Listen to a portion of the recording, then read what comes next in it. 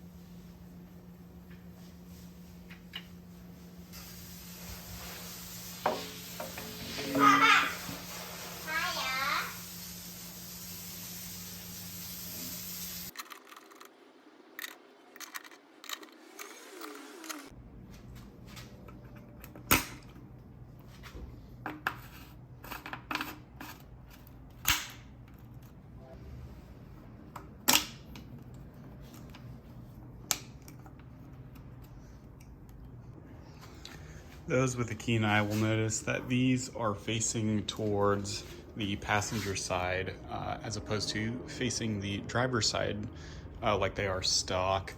The next step I thought was going to be installing this oil catch can, but I think I want the accessories, the coil pack, and all the other stuff in place before I make a final destination for that. So unfortunately for now, that is going to be it. All right, because all I've gotten done is pretty much clean and install the valve cover, I don't feel like that's a solid enough video, so I'm gonna put the exhaust and intake on as well, just to seal this all up. I got these back from Cerakoted a few weeks ago, and they look fantastic, so let's get these unwrapped. The intake is just a 2000 plus intake from Jeep. It's the better flowing one.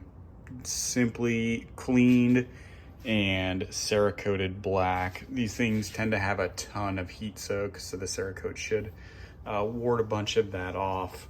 They did a super great job, super even, masked everything off like it should be, and looks fantastic. The exhaust is a Banks exhaust for up to 99. So 2000 and 2001 actually splits into two, and then down to one further down, and has cats built into the header. I ended up going this route for better flow. Allegedly, this revolver style has excellent flow, but I had to modify it. I took it to my welder and he welded on O2 bungs. These are technically pre-cat and post-cat. So we may have to trick the Jeep into believing that. And I also had a 2.5-inch V-band welded on. And we'll have to do custom exhaust to the back. Usually it necks down to like 2 inches past, like right past here, has a big old dent in it and so on. So I think this is just gonna let it flow a whole lot better, as well as retain the heat like it's supposed to, and get it away from the engine bay towards the underbody. So yeah, these look fantastic. I could not be happier with these. Let's get them on.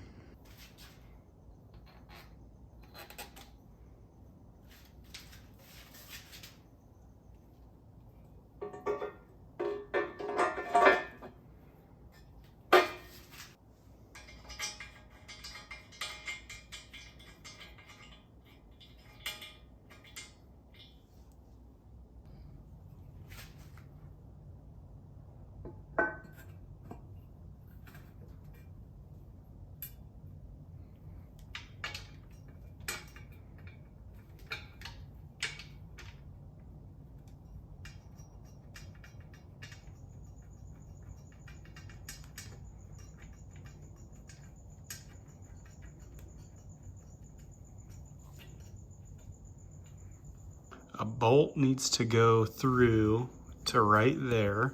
So the key is to keep everything super, super loose. And you just kind of got to wiggle it until it fits. You'll have to excuse the rusty bolts, but everything is finagled on. All the bolts are still needing to be torqued, but the next step is grabbing every random extension and short and deep sockets to get all these torqued down.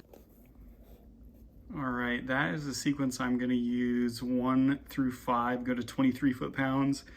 Those 2 nuts for the exhaust studs go to 17, and then the rest go to 23 foot-pounds. Sweet, with those all torqued up, I have run out of time for tonight, but this thing looks fantastic. It's starting to look like the actual Jeep inline 4-liter with everything off to the driver's side. The Cerakote looks fantastic, real close match to the engine paint and all that. There's gonna be some accessories that I probably won't paint just because I want to get this project going, and painting is kind of falling off of my necessities list. But with the intake on, it is leading perfectly up to getting all the accessories on. So power steering pump, water pump, thermostat, alternator, AC, which is actually in the car, but there's a bracket still. Let's see. Then after that is going to be getting the spark plugs, coil harness, wiring harness, injectors, yada yada, all that stuff, all the sensors in. And then after that is mating it up to the transmission and getting it all back together. So I appreciate you guys watching. I appreciate you guys waiting for these videos to come out. Work has been kicking my ass lately, but progress is still being made. So I will see you on the next one.